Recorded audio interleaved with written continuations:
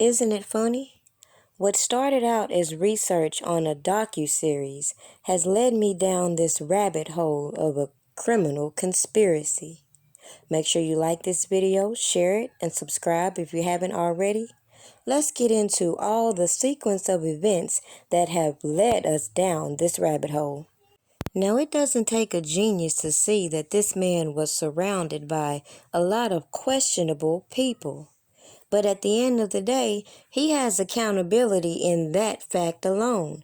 But does that mean he should spend the rest of his life in jail because of the actions of other people and their attempts to cover up all their misdeeds? At the end of the day, the way they worked in overtime to try to cover up their actions was the biggest red flag. Even in this docuseries, his music, his brand was used, yet all we got from his inner circle was idle threats being issued to this Lifetime company. So make it make sense. As I told you before, it seemed obvious to me a lot of people got caught up in some fraudulent activities, and that's why they were not prosecuted. But the minute I realized bloggers were being fed certain narratives and then will turn on you and try to incite others to harass you, that was another red flag that put me on a lot of people's trail. Because obviously when they get on other people's platform and want to mention they sent me this or sent me that, clearly you're seeing where the problem lies. A lot of people just want you to repeat what they say and not do your own research, where I openly welcome you to do your research. Fact check me, because these people in your face ain't straight, and they merging themselves in with other people just to make themselves look credible, especially if they find out you don't like an individual. But the gag is, the more they try to incite people to not deal with certain individuals just because they don't like them and overlook all this suspect activity going on in the background, is the minute I began to realize, as my content displays, the real enterprise is hard at play keeping all these janky ass narratives at play.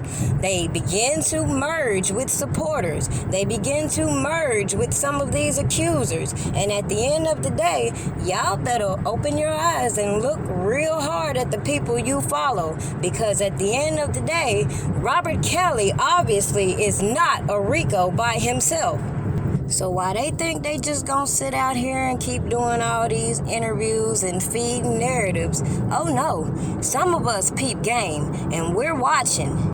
What's crazy to me is all of these network of people more than likely don't even like each other, but they were willing to play these roles out in public until individuals started getting exposed. And as we can see, they have no problem throwing a person under the bus. So we've seen the blueprint as to how these girls could have gotten next to Robert Kelly's entourage, how they could have positioned themselves to extort him, and how this enterprise has been intimidating so many people. If there's anybody here who don't want to get murdered, get the fuck out. People will bypass the stories where celebrities will tell you that they introduce girls to Robert Kelly and feed into this notion that this man preyed upon women, and bypass all these celebrities feeding these notions and their motivations. But nobody will hold these women accountable. People have been so offended by us calling these women groupies, which they were, but if you read the paperwork, you would notice the government pretty much is labeling them prostitutes. But they're not going to be charged with prostitution. They're going to be charging Robert Kelly. So the point is, all these men that are speaking up now, I think they're starting to put two and two together. But let's continue to break down all this bullcrap. We did our job. We brought the information to the public. Surviving R. Kelly went off, we kept that shit going. We got bus drivers, we got police officers, we got assistants, we got friends, we got people to lie, we got the storage, we got motherfucking video, audio. We got the storage. We got motherfucking video, audio. You ever seen Asriel at my house? You ever seen parents at my house? You see now, you done fucked up, you know that, don't you? I thought. No, so, you know what I'm saying? You done fucked up now, you know that, don't you? The more questions that cop asked, the more I thought I wasn't gonna never see daylight again. This time you said you bought the bottle. I was just waiting for them to tell me they seen that damn videotape, but they hadn't. No, you done fucked up, don't you? No, it don't. No, you done fucked up. Without the tape, they had nothing. Okay, because I'm letting you know now. Well, I'll call you tomorrow. Okay, I did want to tell you, to switch the 90 days out, but when you do switch them out, I did have a lot of stuff to talk to you about, really good stuff.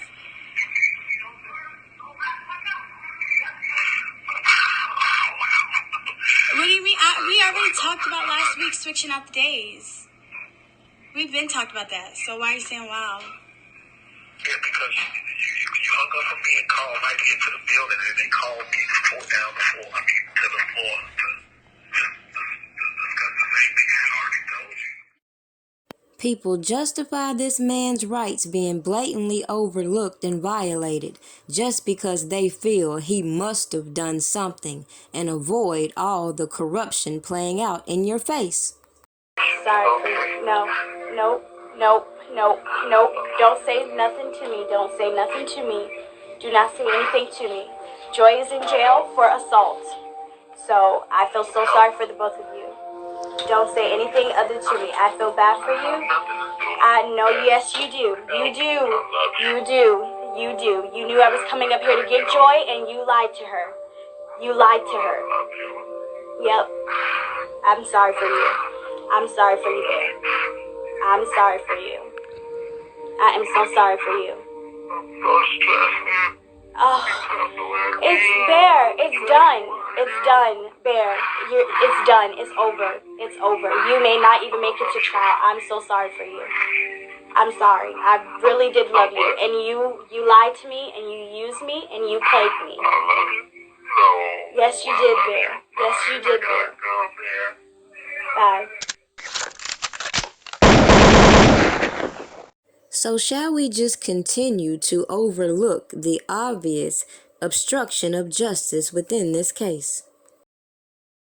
Listen, bro, the man dealt with R. Kelly in my living room, bro. The man dealt with R. Kelly in my kitchen. We dealt with Don Russell in my kitchen, bro. And charging him with $700 from a pop. He would get you a bottle of He been using Rob for a fucking longer. All this shit about somebody. I'm putting Rob's music on. I'm making that public. I'm telling you this right now. I'm putting his music, his videos, for pay. People reading for profit. We need money for him to go for the real defense. We have three different high and powerful law firms that are ready to take Rob's case. We know what they're going to cost, and we have to raise money from them. The platform that I'm putting them out on, it will show how much money is coming in, and it will show the money being donated to this firm to represent his case. And it has to be done. So you fast forward ahead, and I go to that moment in the car when I'm driving to Cali, and I admit, you know what I'm saying? And it's like, I'm here, I'm like, say it ain't so. I'm sorry. So when R. Kelly put out that song, I Admit, I think it was right after I did that interview with his brother. 2018. That's when you say, you know what, I gotta get to Rob. I gotta get to R. Kelly. And that's how you guys reconnected from the subway. Right. It was a guy that was in security. Me and him were still close friends today. I called him up. I'm like, Rich, where's Rob at? You know, he's like, he told me where the studio was. I drove over there. I ran in the bug first, and then Rob wasn't there that day. The second day I went back, he was actually there. And I went in, and it was instant love from the get, because every time he would come to Cali, we would do something just to, pay homage to being good old boys from Chicago. I didn't need him for nothing. Yeah. I wasn't even doing anything remotely close where we could have, collaborated on stuff. So we just remained cool. Like, it was like, nigga, you made it out the subway. That was all I needed to ever see from you. You made it. You put the thought in my head that a nigga could start in the subway and make it up to the top of the mountain. So that was all he needed to give me.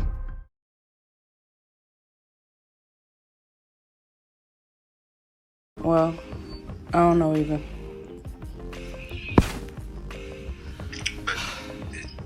She called Tamara after I told her. I said, listen, the truth gonna come out, goddammit.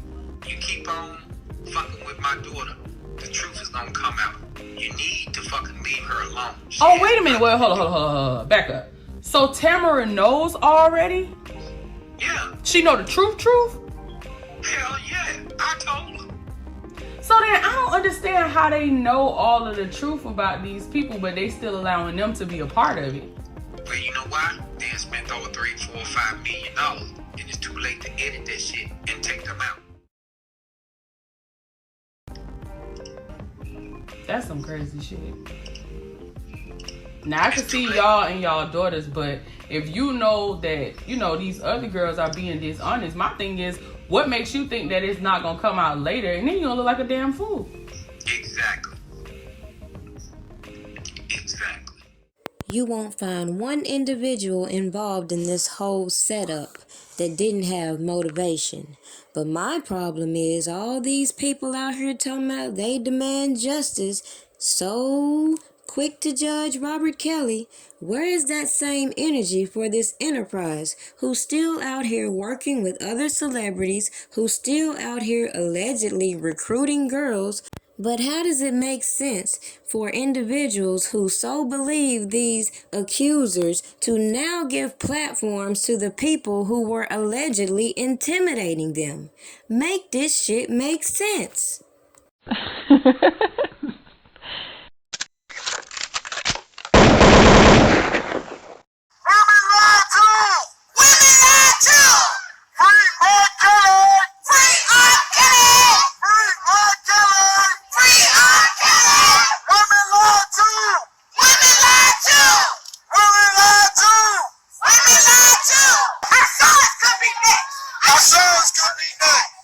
The only thing I have left is my voice, and now I have to use it for my protection because they left me no choice. See, my work has nothing to do with my private life, so stay the fuck out of my business and tend to your own damn life. So go ahead, say what you wanna say about who I wanna date, but you won't say that shit to my face, cause you know it ain't shit to say. Next nigga bring me some dumb shit, it's gonna be a misunderstanding, cause niggas that listen to dumb shit are niggas that be on that dumb shit. They need a life cause they ain't got no life, so they always caught you in a dumb shit. Blocking my path, they don't know the half, and so they making assumptions. Since when do assumptions cost a man his whole career? Found guilty when you're innocent is the only test I fear. There is one thing that's for sure, and I wanna make this shit clear. I done lived my voice and represented my country for 31 fucking years. Damn it, I admit.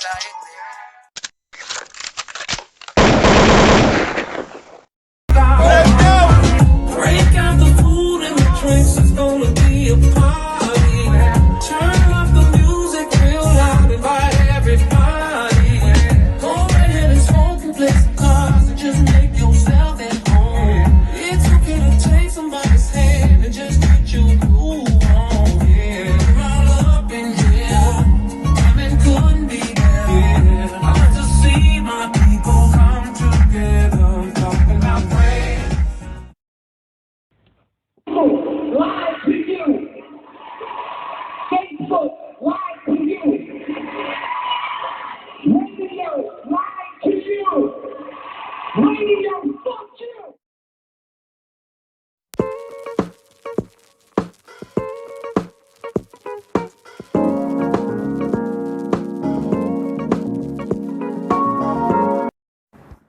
Truth, what is team lies, and what is going on.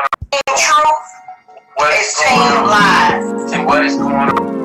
Break out the food and the drinks, it's gonna be a party. Turn up the music real loud, invite everybody. Go right ahead and smoke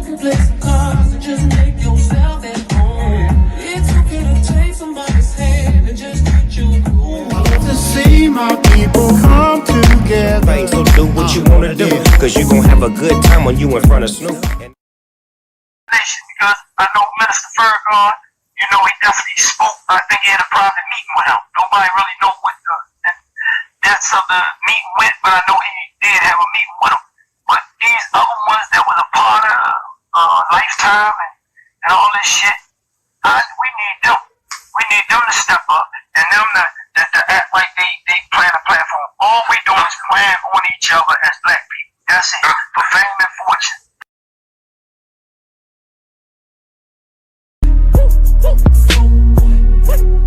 Lord, please forgive me how I'm living.